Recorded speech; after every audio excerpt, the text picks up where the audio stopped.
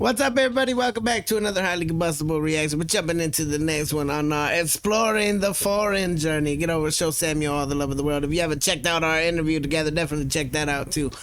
Process to buy a home in the Netherlands. I'm actually super intrigued in this because we've been watching Suzette in the Discord. She's in the process of buying a house, and some of the process seems very, very confusing. So I hope Sam can break it down a little bit for us. It's probably cheaper in the long run than buying a house here, right smack dab in the Silicon Valley in California, for sure. Let's go on the journey, see what we got. Learn a little something today. Maybe somebody out there in the Netherlands has never bought a house before. If you learned something today, get over show Exploring the Foreign, all the love in the world.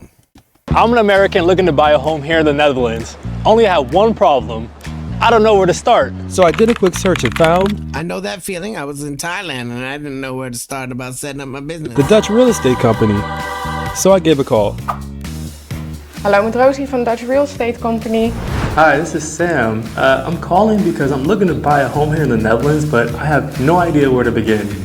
Hi Sam, nice to speak to you. I'm actually having an office day today, so if you're free in about an hour, I can break down the steps for you. Okay, I'll be coming over. Great, see you in a bit. So today I'll be hanging out at the office of the Dutch real estate company. Rosie, who you see here, was kind enough to break down the process of buying a home in the Netherlands into just 10 steps. Now, of course, this doesn't cover every single detail of the home buying process, but enough to give myself an idea of how it works, because I'm truly curious about this. Me too. So without further ado, let's begin. Thank you so much for coming. Thank you for having me. Yeah, Really excited to definitely. learn about this process. As I said, I'm an American here that's in this country, so I have no idea how this process works. After this. Sam, this is a video that's gonna help a whole bunch of people. I have a feeling, at least to get them started. Like you said, it's not gonna be able to cover every single nuance and every single case-by-case basis thing that might pop up. But just to have a, hey, here's where you should start. That's like a huge thing for a lot of people that are traveling, that want to be expats in other places. That This you will understand the process a little bit better. Thank you, thank you. Typically the first step is that you talk with a mortgage advisor. Hallo, ik ben Gabi, ik ben hypotheekadviseur. Generally speaking, what information are you looking at to determine how much someone can borrow? Het belangrijkste is om te weten wat iemands salaris is en of je in loondienst bent of dat je bijvoorbeeld zelfstandig ondernemer bent. Verder wil ik weten, heb je nog leningen, hoeveel spaargeld heb je? Een beetje je persoonlijke situatie wil ik weten. Is the process very different for expats than for Dutch citizens?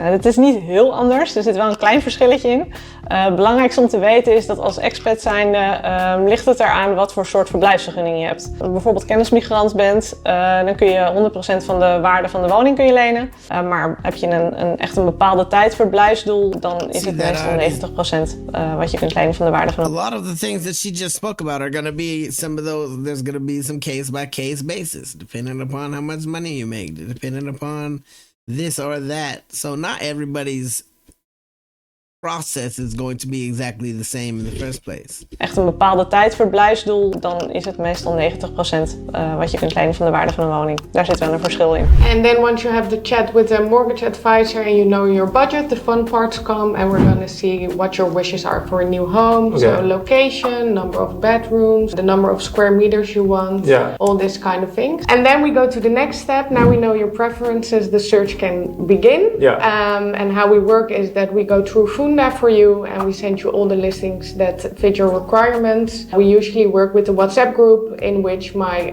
colleague and I will share the listings, and if you like them, we will book a viewing and we'll go there together. Okay, is there anything I could do on my end as well to help with the search process, or? Of course, yeah, we always motivate our customers to look in Funda as well, and also send listings that you really like, so we can learn together what your preferences are, because we see a lot during the process preferences may change. And also aesthetic wise, we can learn what you like, what kind of kitchen, what kind of bathroom, and then we can take it into consideration during the process. And then once you say yes to a listing, we will book a viewing for you and we will always accompany you to every viewing. And if there is an instance that you cannot come, we will go for you, make a video or video call you. And during the viewing, we will explain you all the details that come with that house, and also, for instance, the ground lease. What is a ground lease? A long-term ground lease can be compared to lease. Person buying a building apartment does not buy the ground on which the building stands. Instead, they sign a lease for the right to use the ground for a certain period of time.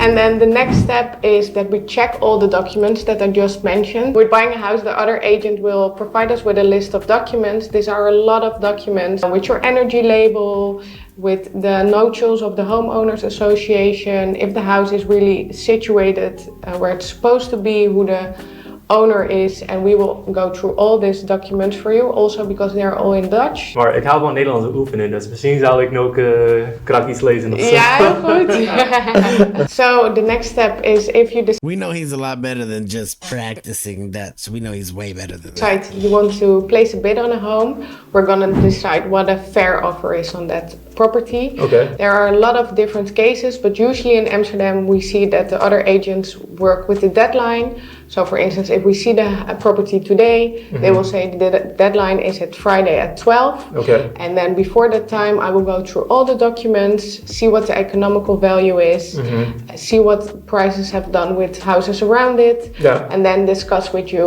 what we would advise you to offer. Okay, so then, but you mentioned the deadline to submit the bid.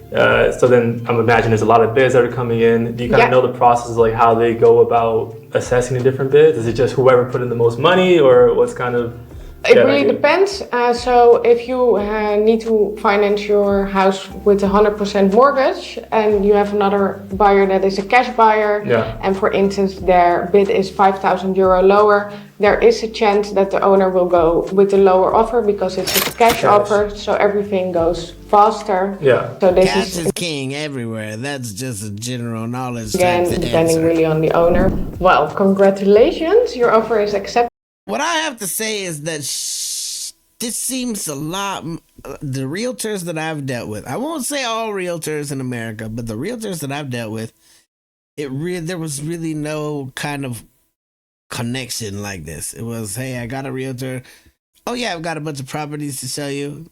Okay, we go around and we don't like. There was never seemed like they really had your interest in mind. It never really seemed like they had my interest in mind at all. They just wanted to sell you every house that they got you into just so that they could make their commission and go on to the next customer.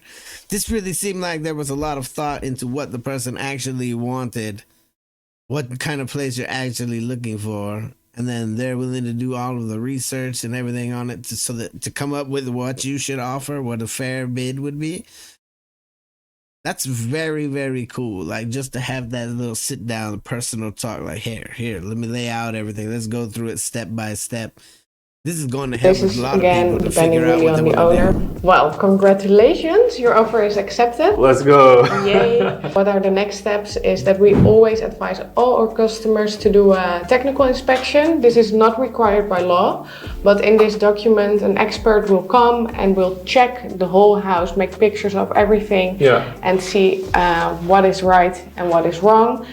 And once you get the technical inspection and you see that there are things like asbestos or things you didn't think would be there, you can or tell them that you don't want to buy the house anymore or negotiate the price. Okay. And then for your mortgage, you will always need a valuation of the property, because in the Netherlands you can only get a mortgage for 100% of your house. Yeah. So if you make an offer that's too high, the bank will say, no, sorry, we will not give you this loan because you're trying to get 110% mortgage on this house. Gotcha. So then if you overbid whatever you are going over, you have to pay out of pocket? Or if this is overbidding against the valuation, not overbidding against the ask price? Yes, okay. correct. Yeah, so that's different. Yeah. And the valuation price, we always have a good idea what's going to be beforehand. Yeah. And we will always explain it to you. Yeah. And also, for instance, if it's your dream house and you are like, this is the maximum I would bid, but you would be like, I want to bid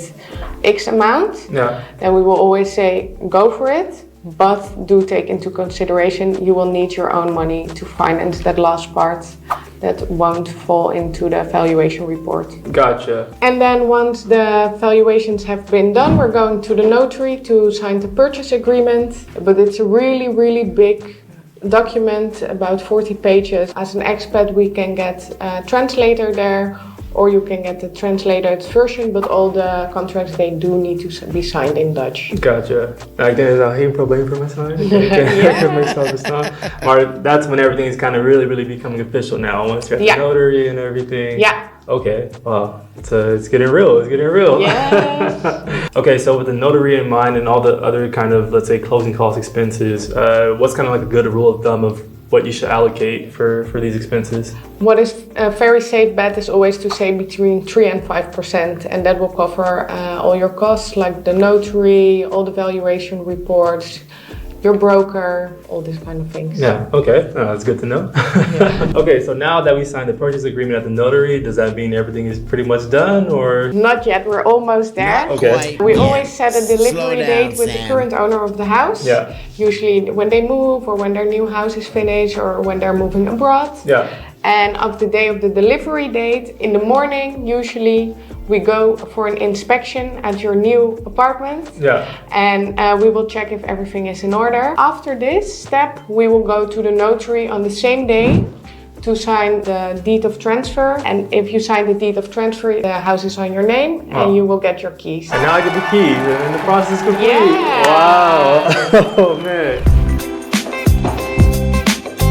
Now, obviously I cannot really afford one of these apartments here in Amsterdam, but nonetheless, the point of this video was to learn about the process of buying a home here in the Netherlands. So thank you, Rosie and the Dutch Real Estate Company, for taking the time to explain everything to me. Really appreciate it. Yeah, thank you so much, and let's hope we can help you in the future with finding a real home this time. That would be great. Thank you. And till the volgende keer. Doei.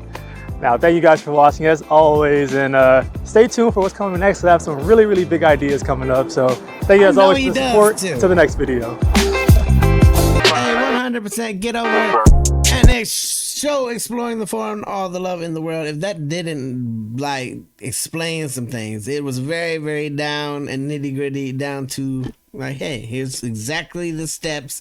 Along the way, your steps may take side roads. That's just a given. Not everything is going to work the same way for everybody because everybody is in a different situation.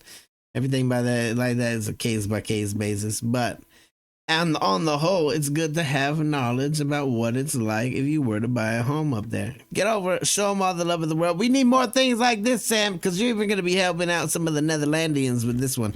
Definitely go show them the love. Smash the like button if you liked it. The dislike button, but I won't believe you. Tell the next one I'm Combustible. You guys be happy, healthy, safe. I love you to the moon and back. Peace.